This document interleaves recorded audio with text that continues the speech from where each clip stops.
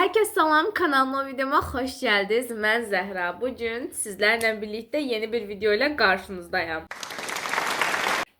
Bugün Azərbaycanda bir ilkdimi, yoxsa ikincidirmi, yoxsa üçüncüdürmü, yoxsa daha çox bilmirəm, amma bir ilk deyəcəm mən buna. Bir ilk Girl Talks, yəni qız söhbəti, qız qeybəti kimi bir şey eləməyə gəlmişik. Yəni bunu mənim danışamıram. Mənim takipçilərim həqiqətən də çox istəyirdilər bunu ki, bəs Zəhra bir Girl Talks, bir qız danışması falan kimi qız qeybətləri və məsləhətlər yenə də. Burada biraz daha mənim də həyatımda baş vermiş bir sıra xırda detallar danışacağıq. Deməli, mən bura yazmışam, telefonumdaydı əslində bütün mesajlar. Prosta indi telefonumdan çəkilişi eləyirəm deyə mesajların hamısını qısa xülasələr olaraq yazmışam bura. Yəni, hər biri burada dəftərdədir. Gördüyünüz kimi. Buradan biz bunları bir-bir oxuyacağıq. Daha sonra da danışacağıq ki, videoya keçməmişdən əvvəl kanalıma abunə olmağı, videoma yorum yazmağı, videomu bəyənməyi unutmayın ki, eləməsə də canınız sağ olsun. Mən bu videolara əyləncə məqsədi ilə çəkirəm. Deməli, ilk sualımız budur. Səncə sevgi nədir? Çox qəşəng, çox mənalı bir sualdır. Zaten bu son dövrümüzün problemlərindən biri, yəni insanlar üçün, yəni bizdən böyük insanlar üçün problem olan sevgidir. Amma mən və mənim yaşıdlarımda bir insanlar üçün sevgi problem deyil. Sevgi mənə görə sadəcə, necə deyim, ulduzları izləyərək, dəniz sahilində oturaraq, fincan kofe və yaxud da çay içərək, yəni çox kofe, çay olmasına, sadəcə ikimiz birlikdə olub dərdlərimizi bölüşmək həqiqətən də sevgi deməkdir. Prosta bəzi insanlar, yəni artıq son dönəmdəki bəzi gənclərimiz ki, hamısını şamil eləmirəm, sevgi işlərini həqiqətən çox yanlış anlayırlar. Ki, necə deyim, düzdür, mənim hələ ki belə bir, necə deyim, həyatımda belə bir şey olmayıb. Prosta yenə də insan, nə bilim, oxuduğu kitablardan, baxdığı filmlərdən, bunların hər birindən gördüyüm qədərilə ki, məktəbdə də görürəm, bunların hər birindən insan sevginin nə olduğunu öyrənə bilir çox asanlıqla ki, son zamanlarda gənclər sevgini o qədər bərbad bir hala salıblar, o qədər iyrənc bir formaya gətiriblər ki, insan artıq həqiqətən də o sevginin Məcnunun Leyli üçün çöllərə düşdüyü, nə bilim, Fərhadın Şirin üçün dağıtdığı bir sevgidirmi? O bəlli deyil artıq. Amma həqiqətən də sevgi sadəcə bir-birini dinləmək, bir-birinə hörmət qoymaq, çətin zamanlarında bir-birinin yanında olmaqdır ki, sevgidə qürur da olmaz. Yəni bu. Sevgi haqqında çox danışa bilmirəm ya. Məncə sevgi günah deyil. Mən və mənim yaşıdlarım da insanlar, yəni günah olaraq qəbul eləmir təbii ki də. Ki, siz əgər həyatınızda biri varsa da, bu çox normal bir hadisədir. Həqiqətən də ola bilər. İnsanlar həyatında biri girər, biri çıxar. Bu sənin üçün bir təcrübə olar, yeni bir təcrübə olar. İnsanlar düşərək, qalxaraq, yəni əgər sən bir səhv eləyirsənsə, o səhv sayılmır. Əgər sən o səhvdən dərs çıxara bilmirsənsə, o səhv sayılır. Ona görə, necə deyim, əgər siz də həqiqətən o insanın sizin üçün səhv olduğunu düşünürsünüz, doğru insan olduğunu düşünmürsünüzsə, yəni nə qədər də sevirsinizsə, əl çəkin. Çünki zaten o doğru insan deyilsə, sizi bir başqası doğru insan gəlib zamanında tapacaq. Ona görə vaxtınızı xərcləməyin. 10-cu sinifdə istəyib də edə bilmədiyim bir şey varmı? Çox gözəl bir sualdır bu da həqiqətən də. 10-cu sinifdə istəyib edə bilmədiyim bir şey 10-cu sinifdə yoxdur. 10-cu sinifdə istəyib sadəcə dərs zamanlarımı daha səmərəli bir formada keçirtmək istəyərdim. Düzdür, dərs zamanlarımı həqiqətən çox gözəl keçirtdim bu il. Yəni yetərincə zaman ayırdım dərslərimə də. Sadəcə, necə deyim, daha da belə yadda qalan keçirmək istəyərdim dərslərimi falan da. Yəni daha səmərəli bir formada keçirmək istəyərdim ki, 10-cu sinifdə istəyib elə istədiklərimdən məsələn biri də YouTube kanalı açmaq idi ki, onu da elədim. Ona görə istəyib də edə bilmədiyim bir şey yoxdur hələ ki. Ona görə siz də nə istəyirsinizsə zamanında eləyin. Çünki hər şey zamanında gözəldir. Və bu arada o kutsal olan o qız topuzu, qız saçı falan yığıb gəlmişəm də yəni. Çox qəşəngdir. Belə dağınıq saç modellərini çox sevirəm, özümdən asılı deyil. Uşaqlıq arzularınla indiki arzuların eynidirmi? Çox qəşəng bir sualdır. Uşaqlıq arzularımla indiki arzularım deyil eyni. Çünki mən uşaqlıqda həkim olmaq istəyirdim. Amma daha sonra həkimliyin nə qədər ciddi, nə qədər necə deyim, məsuliyyətli bir iş olduğunu öyrəndikdən sonra ki, mən yəni bilmirəm, məsuliyyətli məsələn həqiqətən istədiyim işə məsuliyyətlə çox yaxşı yanaşaram. Sadəcə necə deyim, həm də o fakültənin necə deyim, ixtisaslarını sevmirdim. Kimya idi, biologiya, fizika. Hətta fizika heç mənlik deyildi. Ona görə 3-cü qrupa qərar verdim. Və uşaqlıq arzularımla indiki arzularımdan məsələn bəziləri eyni olacaq. Eynidir. Uşaqlıqda məsəl üçün hər zaman demişəm ki, mən böyüyəndə karyera sahibi olacağam. Təbii ki, indi də o şeydəyəm ki, karyera sahibi olmalıyam. Başqa bir şansım yoxdur. Çünki mən bir şey istəyirəmsə, onun üçün bütün zamanımı ayıraram. Hansı film səni hər dəfə ağladır? Baxın, bir dənə film var, One Day.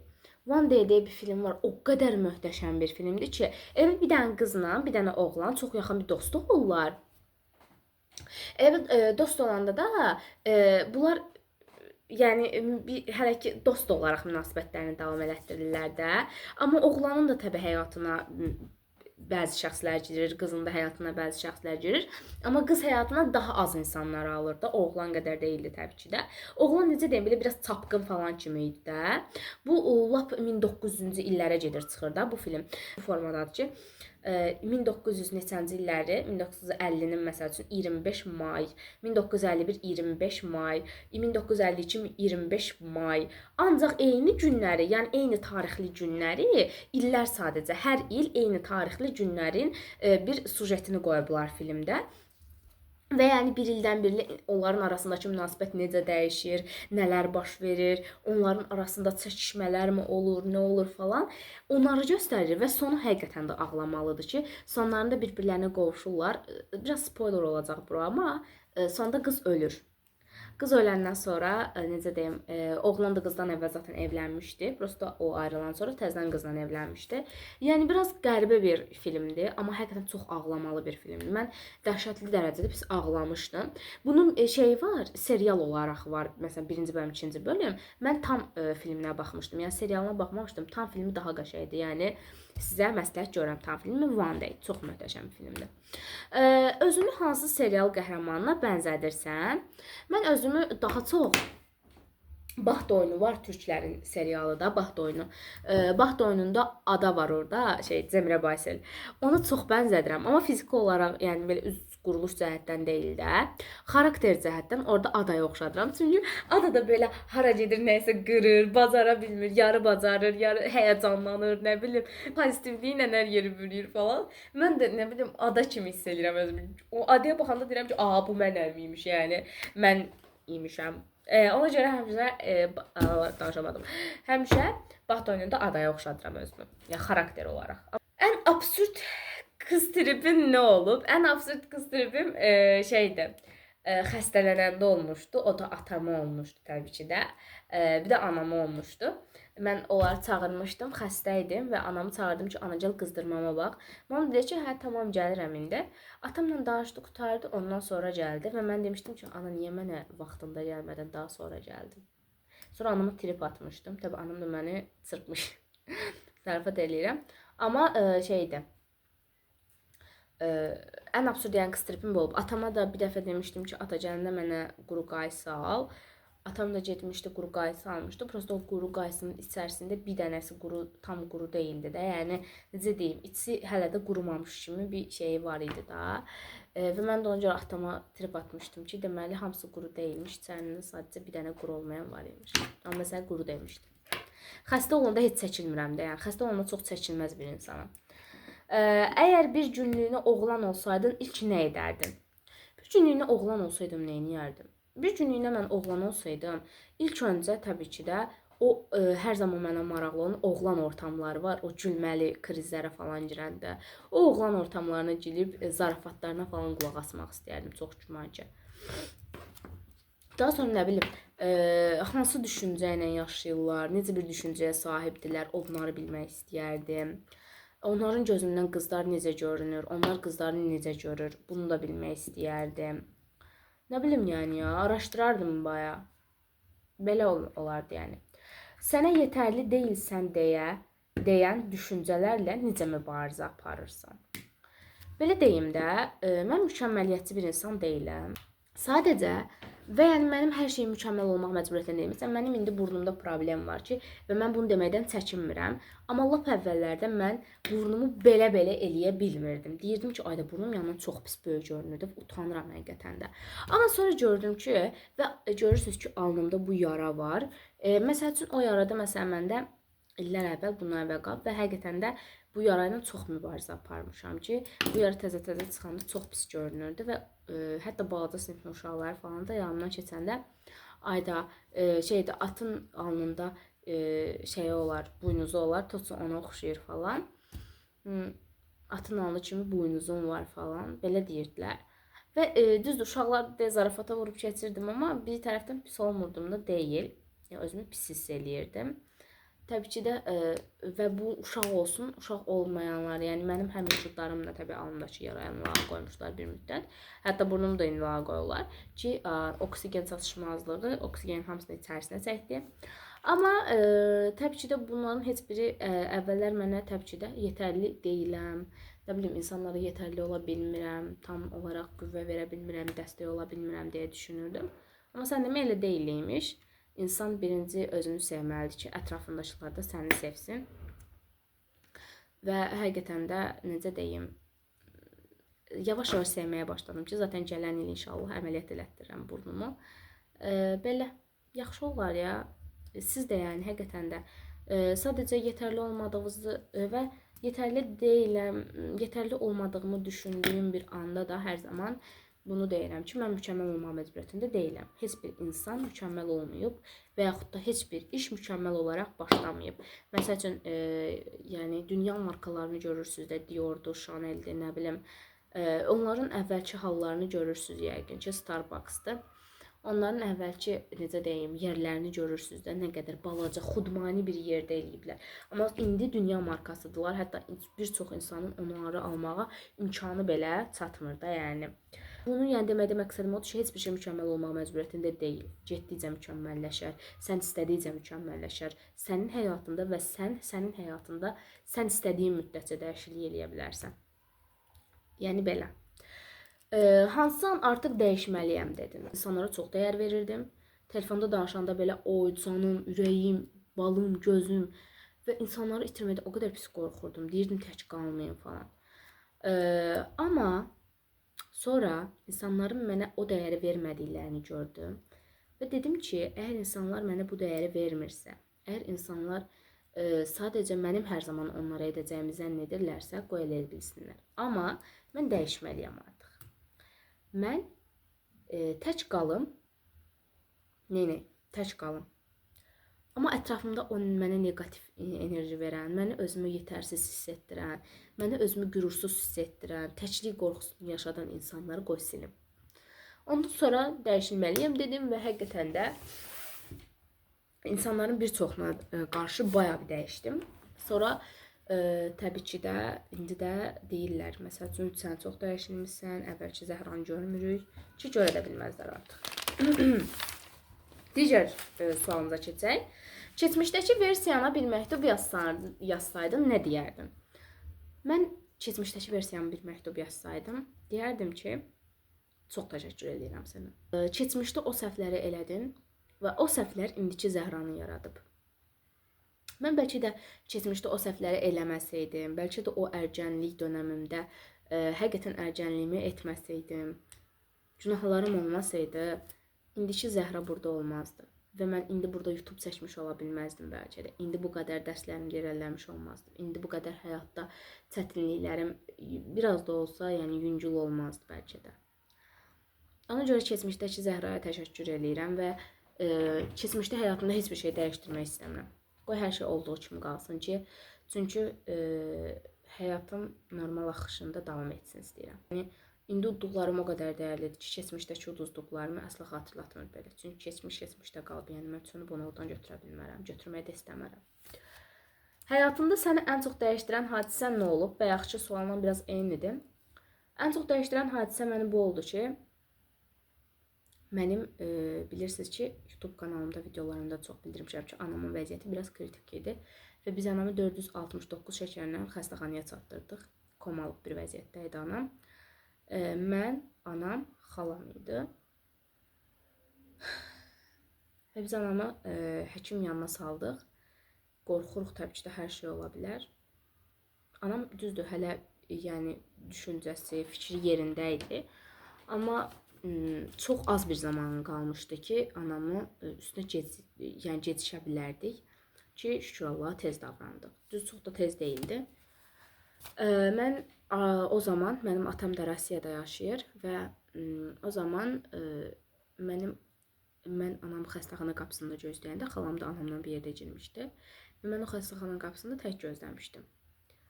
Mənim nə başımı sığallayacaq bir insan, nə də nə bilim,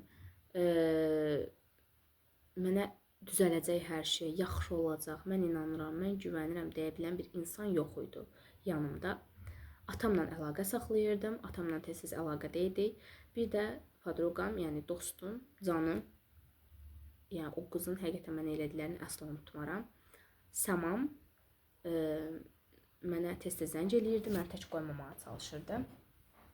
Mənəvi, yəni o həqiqətən də dəstəyini mənə hiss etdirirdi. Yəni o an mənim yanımda telefonla belə heç kəs zəng eləməmişdi. Nə qohumlardan, nə qonşulardan, nə qohum-əqrəba. Yəni heç bir şeydə, heç bir insan, nə öz tanışlarımdan. Ona görə dedim ki, Zəhra, artıq insanlar sənə bu qədər hörmət qoyursa, sən də onlara bu qədər hörmət qoymalısan. Səni bir münasibətdən uzaqlaşdıran əsas şey nədir? Məni bir münasibətdən əsas uzaqlaşdıran şey hörmətsizlikdir. Məsəl üçün, mənim həyatıma biri girəcək, tutalım, elə belə deyirəm. Deyəcək ki, mən sənin istəmirəm YouTube kanalı açmağı, mən istəmirəm sənin oxumağı, mən istəmirəm sənin ora getməyi, bura getməyi. Amma halbuki YouTube kanalı açmaq mənim uşaqlıq arzumdur. Mənim uşaqlıq bir xəyalımdır. Necə universitetə girmək xəyalım idisə. Mən təbii ki də nə edəcəm? Davam edəcəm həyatıma. Amma qarşımdakı insan mənim fikirlərimə, mənim düşüncələrimə hörmət qoymalıdır. Mənim xəyallarıma hörmət qoymalıdır. Yəni bunu bir bacarmalıdır. Bədənini sevməyi necə öyrəndin? Dediyim kimi, bayaqçı suala bu da yenə çox oxşuyur. Alnımda yara var və burnum da biraz yekədir. Amma mən bir gün telefondan danışırdım podroqamla. O qız mənə dedi ki, Zəhra, bax, o alnındakı yara sənə məxsus bir şeydir. O alnındakı yaradan heç kəsdə yoxdur. İmenli ondan, bəlkə də bir neçə nəfərdə var. Amma sən onu görməmsən. O yara sadəcə səndə var. Deməli ki, bu sənə məxsus bir şeydir. Amma burnumu əməliyyat etdirməyi düşünürəm. Çünki artıq nəfəsimdə falan problemləri yaradır gecələr. Yəni, bu sadəcə mənə məxsus bir şeydir. Burnumun yekə olmağı, alnımda bu yaranın çıxmağı, yəni mənə məxsus bir şeydir. Ona görə mənə məxsus olan bir şeyi mən də sevirəm təbii ki də. Deməli, özünlə necə zaman keçirirsən? Mən normalda, həqiqətən də, heç belə, necə deyim, şey olmuram da, gün ərzində vaxtım olmur, hazırlıqlarda oluram, evə gəlirəm, dərs eləyirəm. Düzdür, bu zaman keçirməkdir mənim üçün? Təbii ki də yox. Çünki mən sadəcə o zaman dərslərimlə zaman keçirdirəm, özümlə yox. Mən hər gün ona görə çox vaxt, daha doğrusu, 5-də 6-da oyanıram. Hazırlığımın başlama saatından asılı təbii ki də. 5-də 6-da oyanıram və poln olaraq yoga eləyirəm, idman eləyirəm, özüm üçün yemək hazırlayıram, musiqi qoşub dans eləyirəm, rəsm çəkirəm, dərslərimdən biraz təkrar eləyirəm və özümə zaman ayırmış oluram. Gecələr evə gələndə isə üzümü yuyuram, maska eləyirəm, filmə baxıram, oturub saatlarla anamla söhbət eləyirəm, ailəmlə oturub söhbət eləyirəm və bu mənə həqiqətən də özümlə zaman keçirməyi hiss etdirir, özümlə zaman keçirməyi deyir, yəni. Bu mənim üçün özümlə zaman keçirməkdir həqiqətən də. Ona görə mən hər zaman belə eləyirəm. Və tez duranda günüm daha dolu-dolu keçmiş olur mənim üçün. Toksik qız ilişkiləri, yəni qız dostluqlarından danış və səncə qız dostluqlarının arasında niyə rəqabət olur? Biz dördlü bir qız idik, qız qrupumuz var idi və bizim aramızda bir müddət şey oldu və çəkişmə falan oldu. Biz dava falan eləyirdik tez-tez. Axırda bizim aramız çox pis vurdu və bütün məktəb bizim dostluğumuzu bilirdi də. Axırda bizim dostluğumuz çox pis bitdi. 2-2 olaraq ayrıldıq. 2-2 olaraq ayrıldıq. Üstündən 4 ay falan keçdi. Biz yenidən oturduq, bu söhbəti danışdıq. Hər iki tərəfin əsəbləri soyudu və oturduq, söhbət elədik sakitcə və normal insanlar olaraq barışdıq. Amma məsələn, bəzilər var ki, bir-birlərini qısqanır. Aralarında sizin dediyiniz o rəqabət gedir. Amma məncə bu bilirsiniz nədəndir? Fərqli yollarla. Məsələn, dərsdən ola bilər, gözəl olmağından ola bilər. Onlar əsas məsələni bilmirlər. Rəqabət əslində özünlə apardığın rəqabət sayılır. Bir başqası ilə apardığın rəqabət sayılmır. Sən dünənki özünlə rəqabət aparmalısan. Sən bugünkü bir başqa insanla deyil. Çünki o insanda hal-hazırda sənin rəqabət apardığın insan özü ilə rəqabət apararaq bura gəlib çatıb.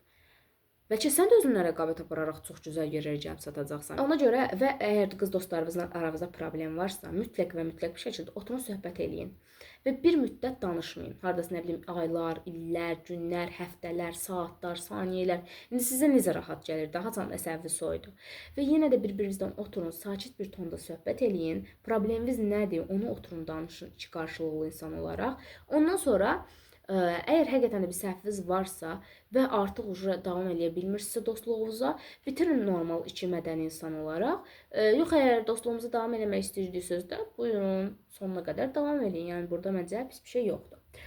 Deməli, cüzgüyə baxanda ilk nəyi görürsən? Sevinc yoxsa tənqid? Cüzgüyə baxanda ilk öncə sevinc görürəm. Düzdür, özümü tənqid eləndiyim zamanlarda olub. Gözümdən yuxu axır. Palit eləməyin, 1 saatlıq yuxu ilə şu anda bu videonun qarşısında oturmuşam.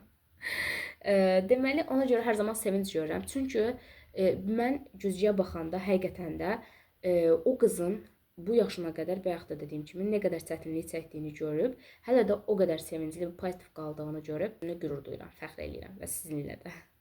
Gələcəkdə özünü hansı qadın kimi görmək istəyirsən? Təbii ki də karyerasını qurmuş, ayaqları üzərində durmuş bir qadın olaraq özümü görmək istəyirəm. Hər bir qızlarımız, bu dövrün qızları kimi. Və son sualımız, heç vaxt aşıq olduğunu düşündüyün an olubmu? Həmin hiss necə hiss idi?